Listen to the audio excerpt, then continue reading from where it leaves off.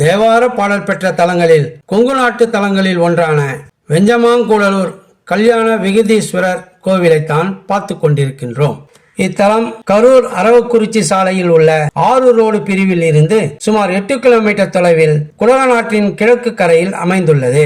இத்தலம் அமராவதியின் கிளை நதியான குடகனாறு மற்றும் சிற்றாறு ஆகிய 2 நதிகள் கூடும் இடத்தில் இருப்பதால் இத்தலம் வெஞ்சமாக்கூடல் என்று பெயர் பெற்றது. இத்தலத்தின் மூலவர் கல்யாண விகுதேஸ்வரர், விகுதநாதேஸ்வரர், அம்பாள் பன்னார் மொழியம்மை, மதுரபாஷினி, விகுத நாயகி. இத்தலத்தின் விருட்சம் வில்வம் ஆகும். தீர்த்தம் விகுத தீர்த்தம், குடவனாறு.